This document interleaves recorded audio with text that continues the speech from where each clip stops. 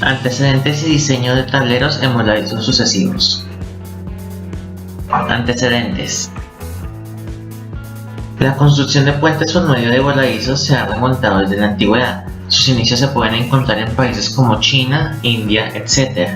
Después, ingenieros como Thomas Pope en 1811 construyó un puente en madera en arco rebajado en voladizo con elementos prefabricados, y Freycinet, quien en 1928 construyó en voladizo los arranques de un arco de 185 metros de luz para el puente Plougastel. La primera aplicación de un puente en voladizos sucesivos corresponde a Almuget-Herbia sobre el río Pixie, realizado por E. Baumgart en 1930, donde se logró una luz central de 68 metros. En un contexto internacional, la construcción de puentes en voladizos sucesivos ha sido muy valorada, donde diferentes países comenzaron a adoptar este tipo de puentes. Tal es el caso de España, donde se construyó el puente Almodóvar, construido en 1962 y 1964, el cual está conformado por tres vanos, los laterales de 35 metros y el central de 75 metros. Francia, que adoptó este sistema para el puente de Choisy-le-Roi en 1964, con luces de 37.5, 55 y 37.5 metros. Holanda, con el puente Oosterschelde, con luces máximas de 95 metros, entre otros. Los puentes construidos mediante voladizos sucesivos son estructuras de concreto preesforzado, los cuales tienen una sección longitudinal variable y se construyen a través de tramos o dovelas sucesivas, cuyas solicitaciones más importantes se presentan durante su proceso constructivo. Se pueden encontrar diferentes procesos constructivos para este tipo de puentes, y que dependerá de si se inicia su construcción a partir de las pilas o de los estribos. A continuación se mostrarán algunos de estos. A partir de la pila. Simétrico, aunque no estrictamente simultáneos. No simétrico, con ayuda de puntales. Con contrapesos, si los vanos son cortos. A partir del estribo, con apoyo provisional. Con sistema equilibrado. Con empotramiento elástico. En el contexto colombiano, la construcción del primer puente en voladizos sucesivos fue el puente Juan Ambú, localizado en la vía panamericana entre Popayán y Pasto, y el puente Laureano Gómez sobre el río Magdalena en Barranquilla. De esta forma se ha logrado que la construcción de puentes mediante voladizos sucesivos se haya extendido en el país, donde se pueden encontrar proyectos como el puente Nahuel en Guaviare, el viaducto La Estampilla y La Estampillita, el puente Guillermo Gaviria Correa entre Yondo y Guadalcabermeja sobre el río Magdalena, entre otros. De acuerdo con la tesis de la maestría en Ingeniería Civil de la Pontificia Universidad Javeriana, denominada Estudio del potencial técnico y de costos de puentes estradosados para vías de doble calzada en Colombia, desarrollada por el ingeniero Oscar Ricardo Patiño Vargas, se realizó un marco de referencia de los puentes en viga cajón construidos por voladizos sucesivos en Colombia. En dicha investigación se estudió la historia de los puentes en Colombia, se identificaron algunas de las principales realizaciones y se realizó un pequeño inventario de las mismas. Se recopiló información de estas realizaciones y se estableció un marco de referencia de cantidades de superestructura con los datos recolectados, que se contrastó con referencias internacionales y con ello se estableció el marco de referencia inicial. Se elaboró una gráfica que incluye la información de 44 puentes de este tipo, donde se destaca que los puentes como el de Yondo Guadalcabermeja, con 200 metros de vano principal, y la primera propuesta en viga cajón para el reemplazo del puente entre Honda y Puerto Bogotá, con 220 metros, son los de mayor vano en Colombia. Se mencionan puentes importantes como el de Cajamarca, Estampilla, Plata, Orteguaza, entre otros. Después de terminar la construcción de la pila o las pilas, se procede a la construcción de la superestructura del puente mediante el sistema de voladizos sucesivos. Esto se hace a través de dovelas construidas in situ o prefabricadas. A continuación se muestran los aspectos fundamentales de su análisis y diseño. Materiales y equipos. Concreto. Para la construcción de las dovelas se debe utilizar un concreto con una resistencia a la compresión mayor o igual a 35 megapascales y con un módulo de elasticidad que especifica la norma. De igual forma, hay posibilidades de que se implementen concretos de alto desempeño, aunque estos requieran una mayor atención en su fabricación e implementación. En algunas obras las empresas constructoras tienen su propia planta de concreto y otras utilizan el servicio de empresas productoras de cemento, tales como Cemex, Argos, Holcim, etc. A continuación se mostrarán unos videos en los cuales se podrá observar cómo es la experiencia que tienen diferentes obras con relación a la utilización del concreto. Uno de ellos es el caso de los puentes en el kilómetro 120 vía Bogotá-Girardot, en el que el grupo de la materia de puentes de la Pontificia Universidad Javeriana realizó una visita técnica académica en el 2012. Dicha obra tuvo el acompañamiento del ingeniero Lisandro Pérez, que era el director de obra y quien explicó cada uno de los procesos de construcción de este puente en voladizos sucesivos, el cual ya está construido como se observa a continuación. En la visita de dicha obra, el estudiante y ahora ingeniero javeriano Daniel Vega realizó un video que incluye información del proceso constructivo y que puede encontrarse en el canal de YouTube llamado Ingeniería de Puentes POJ. En esta sección del video el ingeniero explicó el concreto que utilizaron en la obra, del cual comentó lo siguiente.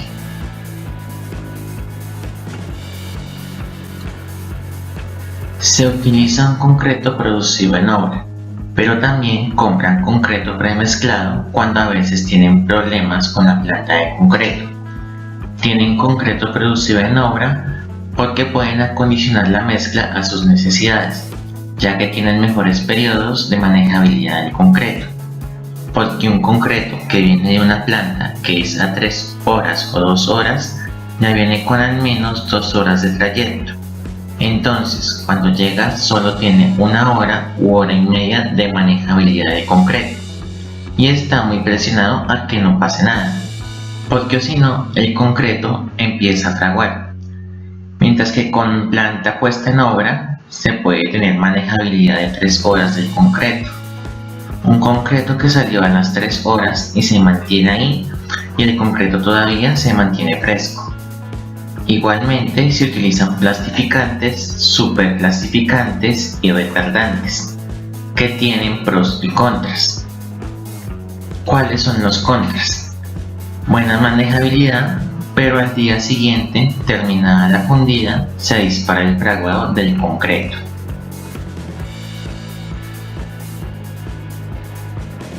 Otra obra es la construcción del puente La Asomadera de la avenida 34 en Medellín, cuyo concreto lo suministró la empresa Argos. De esta obra, Argos realizó un video donde se muestra cómo es el proceso constructivo de un puente en voladizos sucesivos, y se puede encontrar en el canal de YouTube Argos Luz Verde. En dicho video se presenta la forma como se suministra el concreto y se ponen elementos de la dovela, losa inferior, muros y losa superior, así como también la experiencia del ingeniero residente Hugo Castellón Uribe, el cual comenta las capacidades del concreto utilizado y el control del concreto en la obra.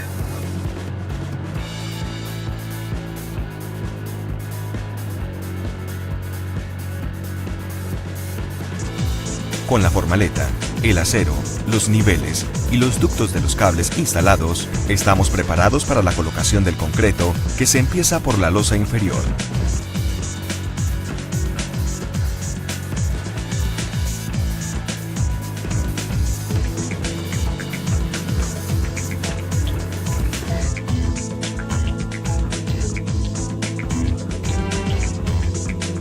Una vez terminada la losa inferior, se continúa con los muros y losa superior hasta cubrir con concreto los 3.8 mililitros de la primera dovela.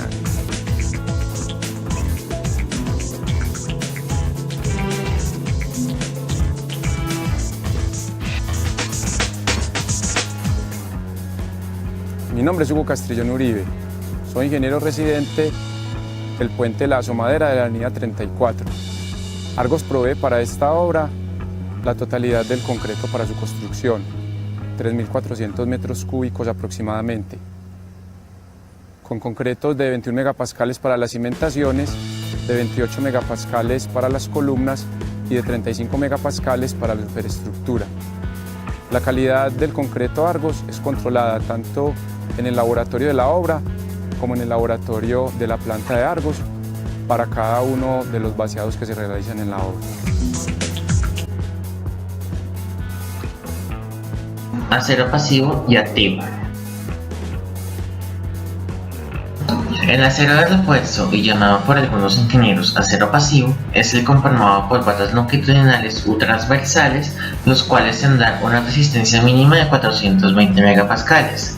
Deben cumplir con las especificaciones estipuladas en la NTC 2289 relacionados con material, fabricación, requisitos y propiedades. Estos refuerzos se colocan en las almas, aletas inferiores y superiores, losa, andenes, etc.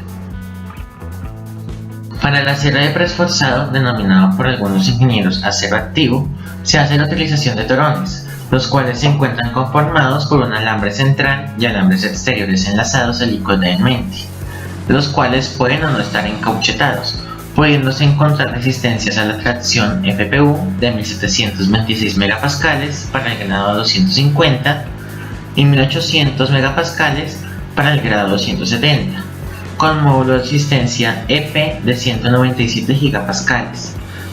Los parámetros de resistencia son suministrados con base a las SP14 y en tablas como se observa en la imagen. De igual forma, BSL, con sucursal en Colombia, ha utilizado torones de 7 alambres de baja relajación con una carga de rotura de 1860 megapascales, diámetro de 15.24 milímetros y módulo de Young de 195.000 megapascales. Ductos. Los ductos para los torones pueden ser metálicos o en polietileno, en especial para zonas con altos efectos de corrosión, los cuales tienen que ser rígidos o semirrígidos, con espesores de entre 0.28 y 0.32 milímetros. Su diámetro interno debe ser mínimo 6.35 milímetros mayor al diámetro nominal del torón, y para múltiples torones no menos de 2 veces el área neta del acero de preesfuerzo. Los ductos son soportados en varillas de acero, de forma que se pueda seguir el trazado del cable. Tiene resaltes para que haya una mejor adherencia entre los torones, la lechada y el concreto. Copla para ducto. Las coplas para ductos son elementos del mismo material de los ductos, el cual tiene un diámetro mayor al ducto utilizado, y su función es permitir la conexión entre los ductos a medida que se va construyendo las dovelas. Son enroscados y sellados con cinta aislante para que queden fijos y no haya fugas de la correspondiente lechada. Tubo de ventilación. Está conformado por una sección de manguera PET, el cual se utiliza como punto de purga de aire cuando se realiza la inyección del ducto. Esta se conecta en la parte superior mediante una tobera de inyección. El tubo tiene que quedar 30 centímetros por encima del concreto. Lechada de inyección. La lechada de inyección es conformada por cemento y agua o cemento, agua y aditivos, el cual tendrá una resistencia de 30 megapascales y una relación agua-cemento de 0.45. La lechada debe cumplir con unos requisitos como son fluidez, densidad, resistencia, expansión y extrudación. La empresa BSL Colombia utiliza una máquina eléctrica la cual permite la correcta homogeneización de la lechada y la inyección en los cables instalados en los ductos de posicionamiento, constituido por un tanque de mezclado el cual se prepara la lechada y en una bomba de tornillo por medio de la cual se inyecta la lechada al ducto. En la figura se muestra una máquina de inyección a lechada tomada como referencia.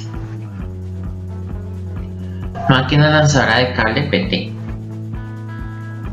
Es un equipo cuya función es impulsar los cables, los cuales están conectados en un dispensador por los ductos, para realizar después el postensionamiento. BSL Colombia utiliza una máquina lanzadora la cual tiene una velocidad de salida de cable de entre 2.8 a 5.6 metros por segundo. Anclajes. Los anclajes son elementos que van en los extremos de los cables y desde los cuales se realiza el tensado de los mismos. Existen diferentes tipos de anclajes, su escogencia dependerá de los requerimientos al momento de realizar el tensionamiento de los torones. Pueden ser pasivos, que se oponen a las fuerzas de tensionamiento, y los activos, por los que se administra fuerza a los cables. Así como se explicó anteriormente en la visita técnica realizada a los puentes en el kilómetro 120 vía Bogotá-Girardot, el ingeniero director de obra comentó sobre los anclajes utilizados en esta obra. Estos puntos que se observan son anclajes activos. Hay anclajes activos y anclajes pasivos. Cuando el cable es demasiado corto, hay un anclaje activo y uno pasivo. Eso quiere decir que el cable será jalado de un solo lado y no de los dos lados. Cuando se jala de los dos lados es cuando los cables son demasiado extensos y cuando los cables tienen demasiada trayectoria, es decir, tienen mucha curva. Datos. Son los elementos encargados de realizar el tensionamiento de los torones de reesfuerzo y se conectan a estos después de colocar el anclaje, ejerciendo presión a los torones sin que estos pasen los límites de deformación. Estos pueden ser de agarre trasero o delantero y dependerá de la marca y preferencia. En la foto se observa un gato en uno de los puentes emboladizos sucesivos de la vía Bogotá-Villavicencio. Cuñas. Son piezas en forma de cono cuya función es morder los torones bloqueando los cables y sostener el tensionamiento producido en estos. Las cuñas pasan por un proceso de templado con el fin de adquirir una mayor dureza y evitar deslizamiento de los torones. En la visita a los puentes vía Bogotá-Girardot con el grupo de la materia de puentes de la Pontificia Universidad Javeriana, el ingeniero director de obra comentó sobre las cuñas utilizadas en esta obra. Estos elementos son las cuñas. Estas cuñas entran aquí. Por aquí entraba el cable. Entonces cuando el cable entra, la cuña penetra y ahí queda asegurado el cable. Eso no se sale de ahí por nada del mundo. Manómetro de tensado. La empresa BCL Colombia utiliza un manómetro para el cómputo de las fuerzas de tensión de cada cable, que es un dial conectado al sistema hidráulico donde se puede leer la presión del sistema. El manómetro de tensado debe tener al menos 100 milímetros de diámetro, ser capaz de leer un máximo de 600 bares y estar gradado cada 10 bares. Evaluación y combinaciones de carga. Hay un grupo de cargas estipulados por la norma para la construcción y otros para el diseño. Para la etapa de construcción se pueden encontrar las siguientes cargas. Etapa de construcción.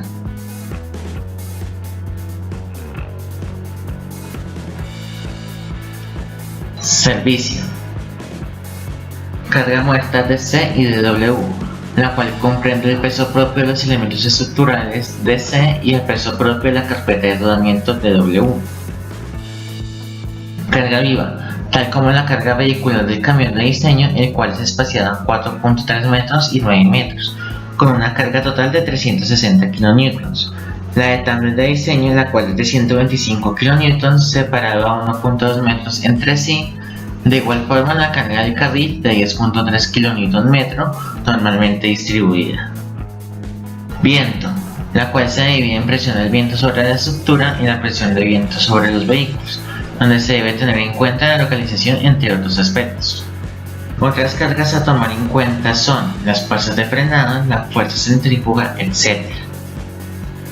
Sismo. Es necesario determinar el espectro de diseño sísmico según la norma colombiana de diseño de puentes SF14, la cual considera los siguientes aspectos: valores de PGA, aceleración pico horizontal del terreno, el tipo de perfil de suelo, el cual puede ir del A al F, de acuerdo a los criterios para cada tipo, el factor de sitio, así como el coeficiente elástico de respuesta sísmica.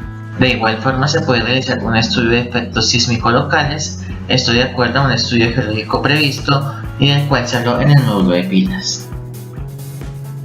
Para elementos segmentados, la norma establece las siguientes combinaciones y factores de carga constructivas como se observa en la siguiente tabla. Redimensionamiento de la viga cajón.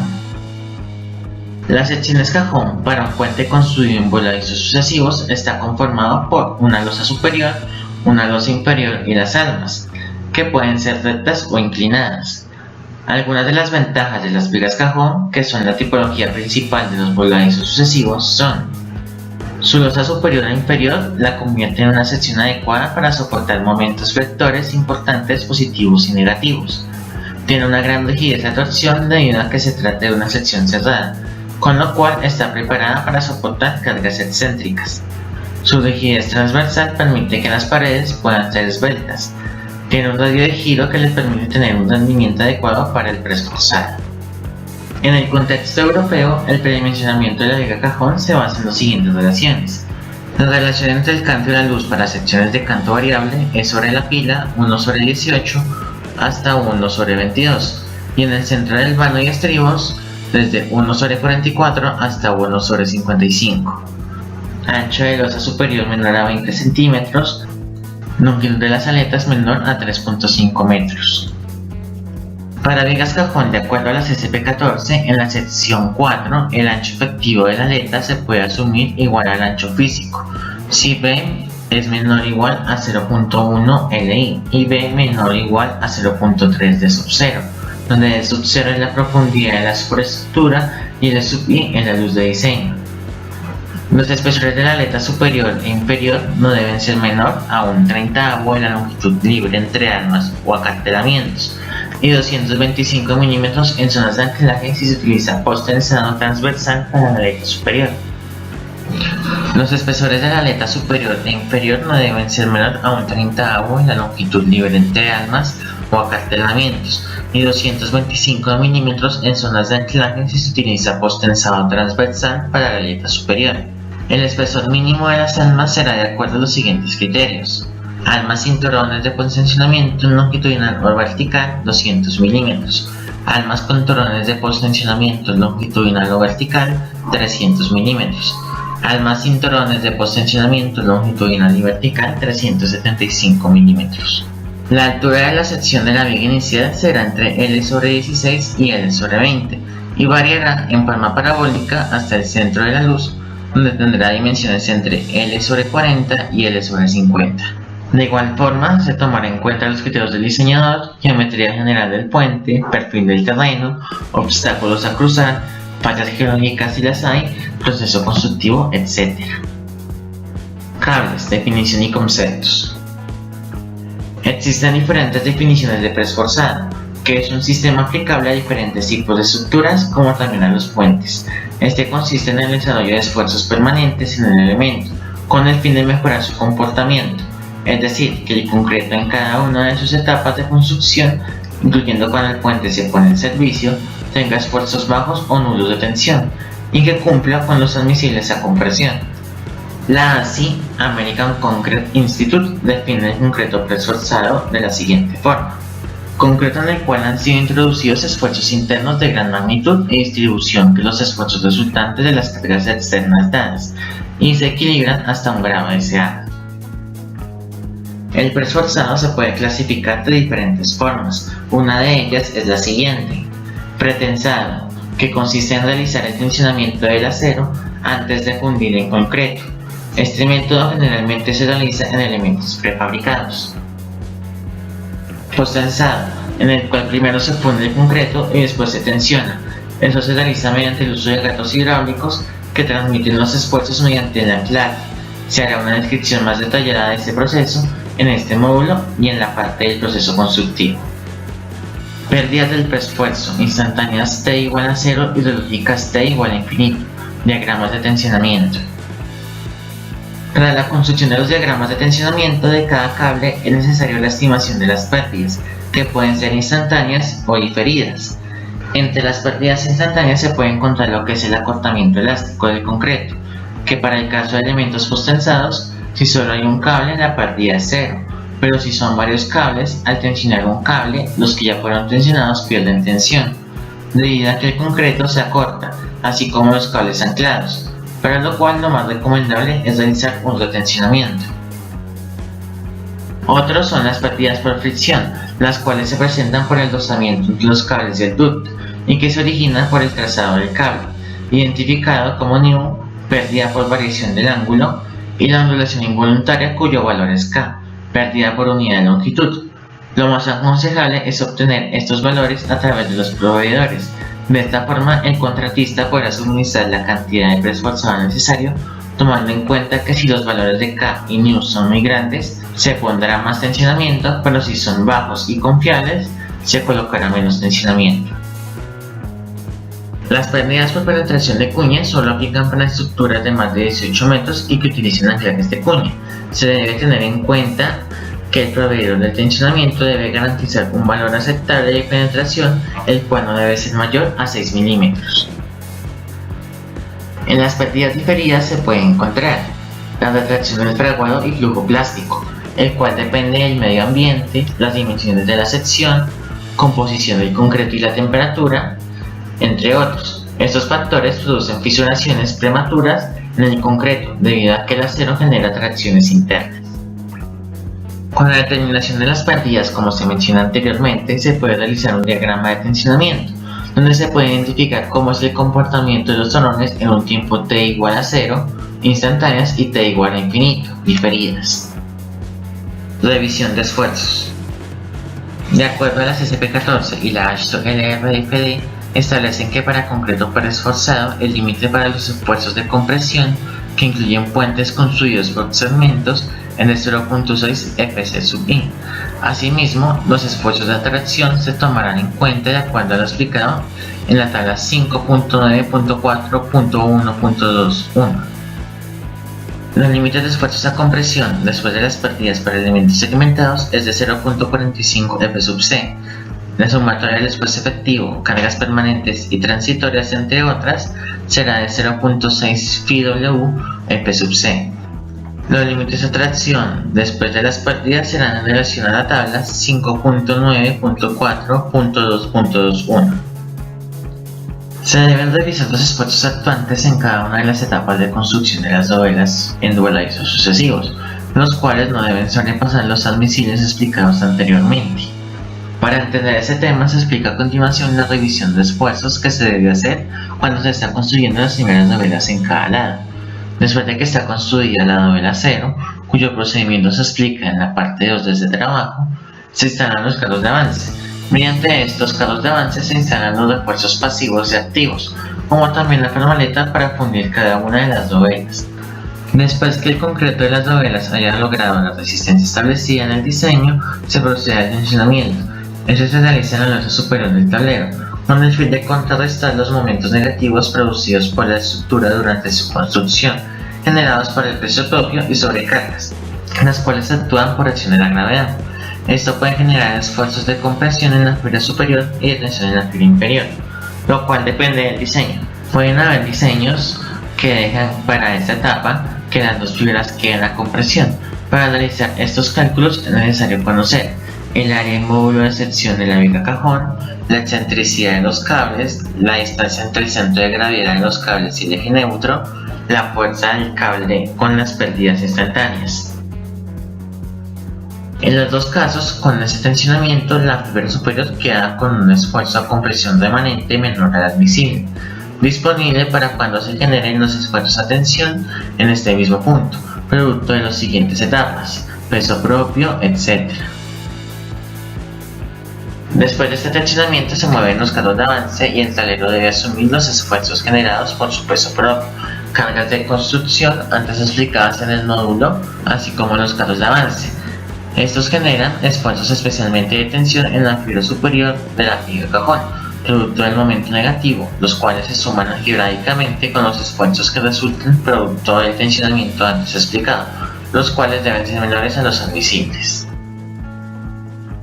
Después de este tensionamiento se mueven los carros de avance y el tablero debe asumir los esfuerzos generados por su peso propio, cargas de construcción antes explicadas en este módulo, tales como sobrecarga, maquinaria, entre otros, y los carros de avance. Estos generan esfuerzos especialmente de tensión en la fibra superior de la viga cajón, producto del momento negativo, los cuales se suman algebraicamente con los esfuerzos que resultan producto del tensionamiento antes explicado, los cuales deben ser menores a los admisibles. La revisión de esfuerzos se sigue realizando de la misma forma para las siguientes dovelas, construidas en forma sucesiva, teniendo en cuenta que habrá un aumento del momento negativo en la zona de la pila comparado con la fase anterior y del correspondiente tensionamiento, garantizando que los esfuerzos finales acumulados no superen los admisibles, como se muestra en la siguiente figura, donde solamente está presente la construcción de la dovela de cierre y en donde se ve en planta la forma como es el preesforzado.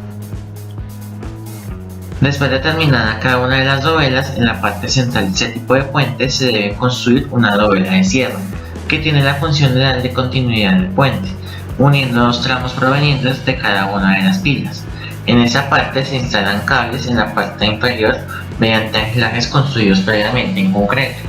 Se hace un tensionamiento de continuidad uniendo todos los voladizos para que se comporten como una viga continua y puedan absorber las cargas de uso. Esto hace que se presente una inversión de esfuerzos.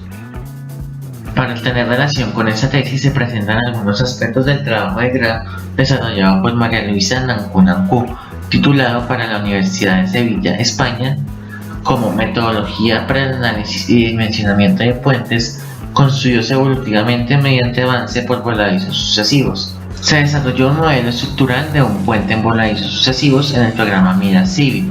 En este modelo se evalúan los esfuerzos que se generan en la construcción de las dovelas en forma sucesiva a partir de la pila hasta llegar a los estribos, y la otra que termina a través de una dovela de cierre. A continuación se muestra la secuencia de construcción de las dovelas en el modelo estructural.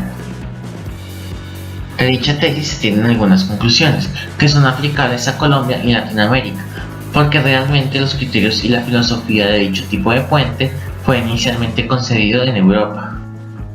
Se realiza el preesforzado en la losa superior de las dovelas para resistir los momentos negativos que se dan en las fases de construcción de las dovelas, mientras que el preesforzado inferior se analiza para contrarrestar los momentos positivos que tendrán lugar cuando ya está en servicio.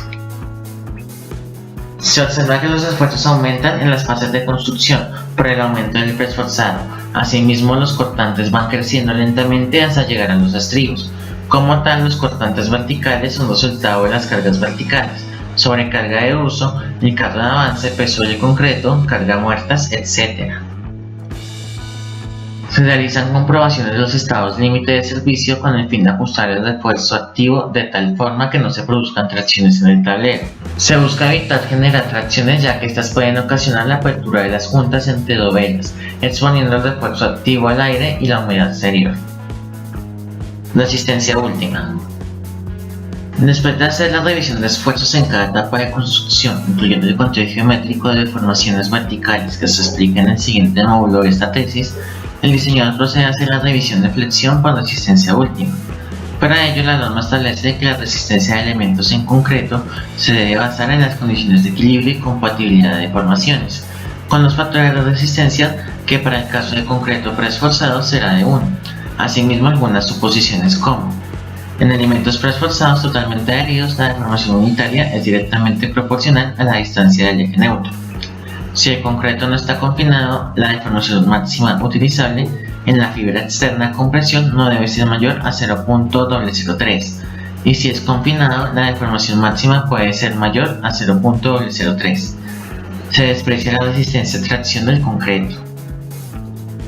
Con el apoyo del modelo estructural se deben determinar los momentos generados en la estructura cuando es una estructura continua. Se revisan los momentos positivos en la parte inferior de cada una de las luces y los negativos en la parte superior de la pila para las diferentes combinaciones de carga última que recomienda la norma, resistencia 1 y resistencia 2, etc., lo cual deben ser menores al momento resistente en cada punto. Para la determinación de la resistencia nominal resistente se deben tener en cuenta algunos de los siguientes aspectos: el área del acero de preesfuerzo, la distancia de la fibra externa de compresión hasta el centro de los tornillos de preesfuerzo, el área del refuerzo no preesforzado a tracción, la resistencia del concreto a compresión a los 28 días, el ancho del alma, ancho de la cara a compresión del miembro, entre otros. Cortante, torsión y flexión. Después de revisar los estados de servicio y resistencia a última flexión, se debe hacer la evaluación del estado límite de cortante y torsión de las almas de la viga cajón, también cortante y flexión de la losa superior con los correspondientes voladizos y la losa inferior. El cortante actuante para estas secciones está compuesto por dos partes: uno es el cortante puro y el otro es el generado por la torsión que generan las cargas excéntricas sobre el puente. En las siguientes fotos se presentan algunas grietas típicas de cortante de vigas de concreto reforzado o preesforzado, que a veces son combinadas con los efectos de torsión. La resistencia cortante y torsión en ese tipo de secciones las asumen las dos almas de la viga cajón, lo cual depende de la resistencia a compresión del concreto, como también el refuerzo transversal y longitudinal que se instala en las dos almas. En los siguientes esquemas se presentan los refuerzos que tienen las almas, la losa superior y la losa inferior. Losa superior. Losa inferior. La resistencia nominal a cortante depende del aporte del concreto y el acero de refuerzo en las almas. Para la resistencia del concreto se debe seleccionar el menor valor entre BCW, resistencia nominal de cortante proporcionada por el concreto cuando las grietas inclinadas resultan de la combinación de cortante y momento, BCI, resistencia nominal de cortante proporcionada por el concreto cuando las grietas inclinadas que resultan de tracciones excesivas en el alma. La resistencia nominal a torsión se puede determinar con base a parámetros especificados en la norma de puentes, tales como el ángulo de la grieta, el área encerrada por la trayectoria de flujo de cortante, así como el área total del refuerzo transversal de torsión entre almas exteriores. La norma establece que para puentes con vigas cajón pretensadas segmentales en concreto, el área mínima de refuerzo transversal de cortante en el alma no debe ser menor que el equivalente de 6 barras número 4, grado 60 por metro de longitud. Redistribución de momentos por geología y temperatura.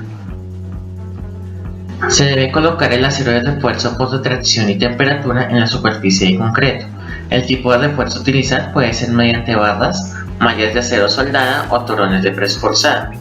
Adicionalmente, por dichos puentes se puede hacer la revisión de la redistribución de momentos por los efectos geológicos, cuando se construye la dovela de cierre y solamente la estructura queda continua para la carga viva.